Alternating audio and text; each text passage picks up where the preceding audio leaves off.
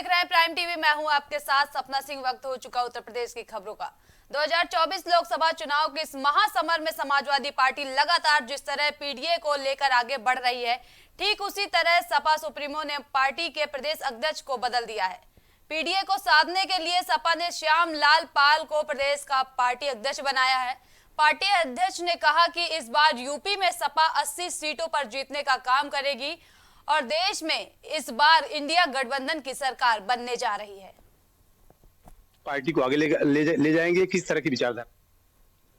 2024 का बिगुल बज चुका है और इसमें मैं समाजवादी पार्टी कार्यालय में हूं और समाजवादी पार्टी ने इस बार प्रदेश अध्यक्ष को बदल दिया है और हमारे साथ श्यामलाल पाल जी मौजूद हैं और यहां पर नए अध्यक्ष बनाए गए हैं। तो किस तरीके से इस अपने पद का निर्वहन करेंगे, किस तरीके से समाजवादी पार्टी को आगे ले जाएंगे, मैं उनसे बात करूंगा। सर, किस तरीके से पार्टी को आगे ले जाएंगे, किस तरह की विचारधारा होगी? पार्टी आगे विचारधारा के आधार पर जाएगी और समाजवादी पार्टी डॉक्टर अंबेडकर जी की विचारधारा और डॉक्टर लोहिया जी की विचारधारा पर आधारित है। देश के शोषितों वंचितों के लिए काम माननीय नेताजी धरती पुत्र मुलायम सिंह यादव ने किया है। उसी रास्ते पर चल करके समाजवादी पार्टी के राष्ट्रीय अध्यक्ष आदरणीय अखिलेश यादव इस देश के मजलूमों के लिए, इस देश के कमजोर वर्गों के लिए, जो निश्चित रूप से सामाजिक और आर्थिक रूप से कमजोर है, उसके उत्थान और तरक्की के लिए, उसकी पढ़ाई के लिए, उनकी नौकरी के लिए वो चिंतित है। इसलिए उसी विचारधारा के आधार पर हम लोग गाँव में जा रहे हैं, बूथों पर जा रहे हैं और वो विचारधारा गाँव के उन गरीब लोगों की आवाज ये बोल रही है कि अब इस देश से भारतीय जनता पार्टी चली जाएगी। अध्यक्ष जी, आप बैकवर्ड से समाज से हैं और पाल बिरादरी से हैं, तो क्या इस बार चुनाव में पाल बिरादरी और बैकवर्ड को लेकर आप किस तरीके से उनको मतदान में तब्दील कर पाएंगे समाजवादी पार्टी के साथ? समाजवादी पार्टी में पूरा पिछड़ा वर्ग तब्दील हो चुका है, दलित वर्ग तब्दील हो चुका है, माइनॉरिटीज हमारे साथ रहा। इसमें कोई दो राय नहीं है कि समाजवादी पार्टी इंडिया गठबंधन के लोग जीतेंगे और भारतीय जनता पार्टी के प्रत्याशी हारेंगे। अध्यक्ष जी, सबसे बड़ी बात है कि उत्तर प्रदेश में योगी आदित्यनाथ कहते हैं कि 80 की 80 सीटें भाजपा जीत रही है, तो आपको क्या लगता है कि उत्तर प्रदेश में कितनी सीटें समाजवादी पार्टी जीत रही है? देखिए, जनता नफरत की बात को समझ चुकी है। अब वो नफरत में नहीं खेलना चाहती है, हिंदू मुसलमान में नहीं जाना चाहती है, भाई भाई में लड़ाने वाले काम में नहीं जाना चाहती है, उनके झांसे में अब नहीं आएगी। आप परेशान है वो अपनी रोजी रोटी के लिए, अपनी नौकरी के लिए, अपने सम्मान के लिए, कपड़ा मकान के लिए, पढ़ाई लिखाई के परेशान है। अब उसका मुख भारतीय संविधान की तरफ गया है। भारतीय संविधान खतरे में है, लोकतंत्र का गला घोटा जा रहा है, ओबीसी एससी और एसटी का आरक्षण खत्म किया जा रहा है।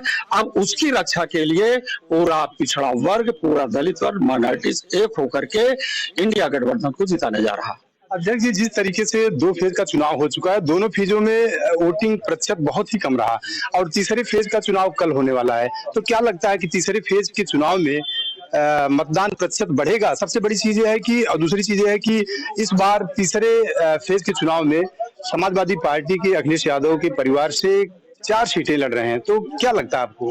देखिए, भारतीय जनता पार्टी के कार्यकर्ताओं में निराशा है। इन्होंने जो तमाम सारी चीजें कही, चाहे 15 लाख हो, चाहे 2 करोड़ नौकरी का सवाल हो, हर जगह भारतीय जनता पार्टी फेल है। इसलिए भारतीय जनता पार्टी के कार्यकर्ता वो भी तो बेरोजगार हैं और समाजवादी पार्टी और इंडिया गठबंधन कांग्रेस के लोग सब लोग एकजुट होकर के जिताने का काम कर रहे हैं और इनका वोटर्स ग्राफ जो है ना ज्यादा तेज है इंडिया गठबंधन का, और बीजेपी के कार्यकर्ताओं में निराशा है, इसलिए वोट देने के लिए नहीं जा रहे हैं। अध्यक्ष जी, जिस तरीके से प्रधानमंत्री मोदी और योगी आदित्यनाथ लगातार समाजवादी पार्टी परिवारवाद की मोहर लगाते हैं, कहते हैं परिवारवाद की पार्टी है, तो आप इसको लेकर क्या कहेंगे? जिसके पास परिवार ही ना हो तो परिवार की बात क्या जानेगा? आदरणीय मोदी जी और योगी जी दोनों लोग परिवार से संबंधित लोग नहीं है, इसलिए उन्हें रोजी रोटी की चिंता नहीं है। परिवार कैसे चलता है ये तो परिवार के ही लोग बताएंगे ना।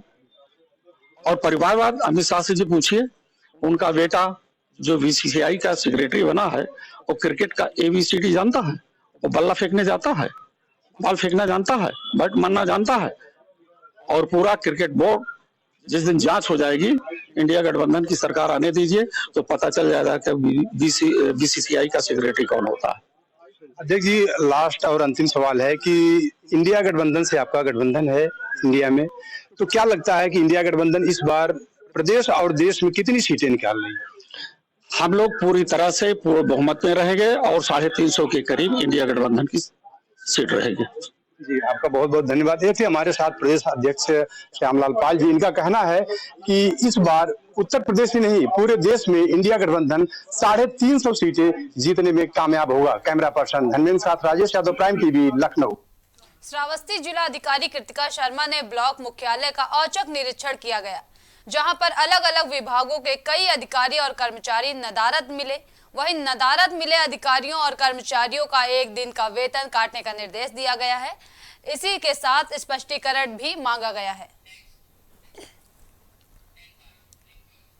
कौशाम्बी में लोकसभा चुनाव लड़ने वाले छेदू चमार को सीओ ने धक्का मारकर बाहर निकाल दिया था।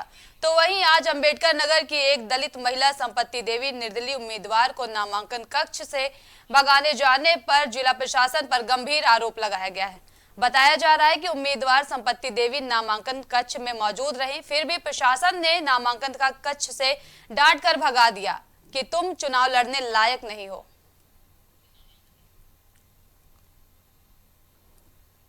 संपत्ति देवी हम अपने मर्जी से ना हम केहू चढ़ौले आयल है ना केहू उकैले आयल, हम अपने मर्जी से लड़ का हमारा अधिकार ना है लड़ने का। 3 बजे तक बैठल रही है, भगा दिया। लोकसभा चुनाव लड़ने नामांकन करने आए थे। कितने बजे आई थी? 11 बजे।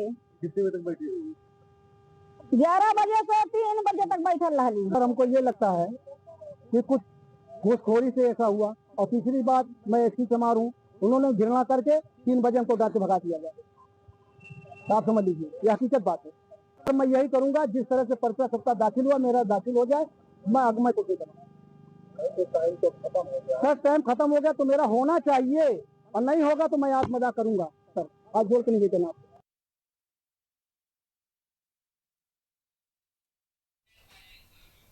लखनऊ विकास प्राधिकरण IAS doctor Indramani Tripathi LDA उपाध्यक्ष ने परिवर्तन में बड़ा फेरबदल किया है।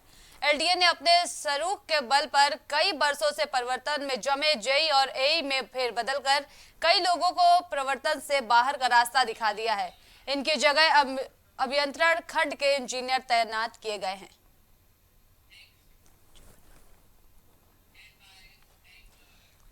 शाहगंज के जौनपुर रोड पर किंग पैलेस ने नुक्कड़ सभा का आयोजन किया गया। साथ में पूर्व मंत्री शैलेंद्र यादव, ललई कांग्रेस महासचिव नदीम जावेद और तमाम पार्टीकर्ता पदाधिकारी ग्रामीणों के साथ मौजूद रहे। साइकिल दौड़ेगी, एकदम साइकिल दौड़ेगी, बहुत तेज रफ्तार। लेकिन क्या है, यादव कटेगा? श्याम सिंह यादव कोई नहीं कटेगा। सब समाजवादी पार्टी इंडिया गठबंधन को वोट देंगे, संविधान को बचाने के लिए, लोकतंत्र को बचाने के लिए। जीत के बाद आप क्या करेंगे? जौनपुर के लिए क्या करना चाहिए? जौनपुर की जो समस्याएं हैं, चाहे वो मेडिकल कॉलेज की समस्या हो, चाहे जौनपुर की सड़कों की समस्या हो, जौनपुर के जाम की समस्या हो, और अंडरपास है, बाईपास है, ओवरब्रिज है, इन सब पर हम लोग काम करेंगे। क्या श्री कला के जाने के बाद क्या लगता है आपकी राह कुछ आसान हुई है? देखिए, कैंडिडेट तो है ही है उस पार्टी का, तो कैंडिडेट जो भी रहता है, तो चुनाव तो टफ होता है जब विरोधी कोई होता है, और चुनाव जो भी व्यक्ति लड़ता है जीतने के लिए लड़ता है। लेकिन जब हम आप लोगों के बीच में जाते हैं, बात करते हैं, तो हमें निश्चित तौर पर पूरी उम्मीद है कि जौनपुर की महान जनता, सम्मानित जनता, इंडिया गठबंधन समाजवादी पार्टी के प्रत्याशी मुझे बाबू सिंह कुशवाहा को अपना 2024 के लोकसभा चुनाव को लेकर प्रशासन ने तरह तरह के अभियान चलाए हैं, जिससे मतदाताओं को जागरूक किया जा सके। लेकिन जमीनी स्तर तक यह अभियान सफल नहीं हो पाया है। जमीनी स्तर पर ग्रामीण अब मताधिकार का प्रयोग न करने के भी दाव कर रहे हैं और ग्रामीणों का कहना है कि लंबे समय से विकास कार्य नहीं तो फिर वोट देने से क्या फायदा। यही कारण है उनके चुनाव बहिष्कार का, जिसके पोस्टर गांव में जगह जगह लगाए गए हैं। अब देखना यह होगा कि ग्रामीणों को मनाने में प्रशासन कामयाब होगा या फिर नहीं। विकास न होने का क्या कर रहे हैं ये लोग जो कर रहे हैं? ये कुछ भी नहीं कर रहे। बहिष्कार वगैरह के बोर्ड वगैरह हाथों में लेकर क्या कर रहे हैं? ये चुनाव का बहिष्कार कर रहे हैं, हर तरह के चुनाव का बहिष्कार कर रहे हैं। तो क्यों, क्या वजह है? गांव में गांव का विकास, वजह ये गांव का विकास न होने की वजह से ये करना पड़ रहा है। किस तरीके की परेशानियां आती हैं गांव में? हर तरह की परेशानी आती है। पानी भर जाता है गांव में बरसात के दिनों में। जो सड़क है वो कभी मलखान सिंह के समय में बनी थी, विधायक थे वो। उसके बाद आज तक उसमें इतने खड्डे हैं कि पानी भर जाता है और कोई भी वाहन बच नहीं पाता, एक वाहन से दूसरा वाहन, न साइकिल न मोटरसाइकिल न पैदल। सर ये चुनाव के खिलाफ वोट के खिलाफ हमारा ये बहिष्कार चल रहा है। कब से चल रहा है ये जब से चुनाव जो इलेक्शन जो आ रहे हैं उसी टाइम से चल रहा है सर। परसों चुनाव होने हैं, अधिकारी लगातार मताधिकार का प्रयोग करने की आह्वान कर रहे हैं जी। आप लोग बहिष्कार करने की बात कर रहे हैं, वजह क्या है? वजह सर सबसे बड़ी बात है तो हमारे यहाँ गाँव में ये है, सबसे मेन मुद्दा हमारा विकास का है। रोड, गाँव का जो खरंजा होता है, RCC, इंटरलॉक, पानी का निकास, ये सबसे बड़ा मेन मुद्दा हमारे पास है। गाँव में विकास करनी नहीं सर, 0%। अधिकारियों से बातचीत की आप लोग? जी बिल्कुल। क्या बोल रहे हैं? आश्वासन के अलावा और कुछ नहीं है सर।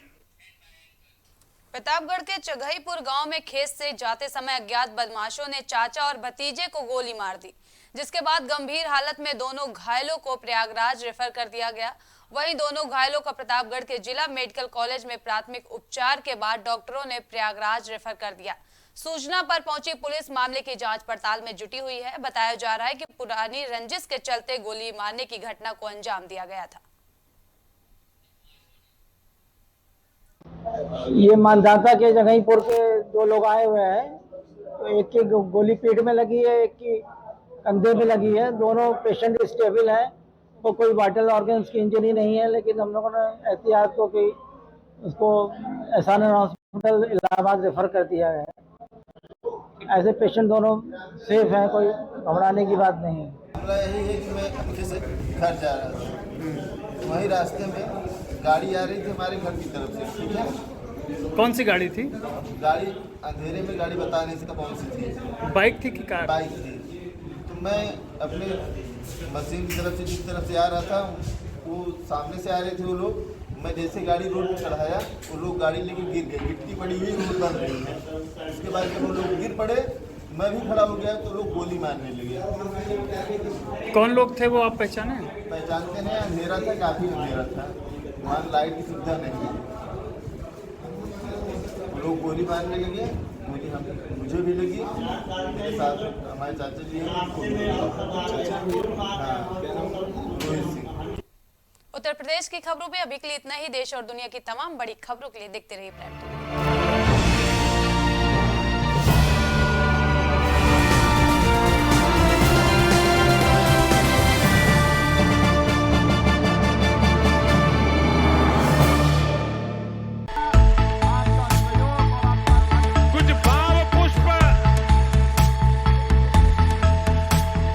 आप देख रहे हैं प्राइम टीवी, सच साहस सरोकार। प्रॉब्लम्स थी जो मेरे को स्टेप्स चढ़ते हुए प्रॉब्लम थी, वो अब I think so 70% is improved.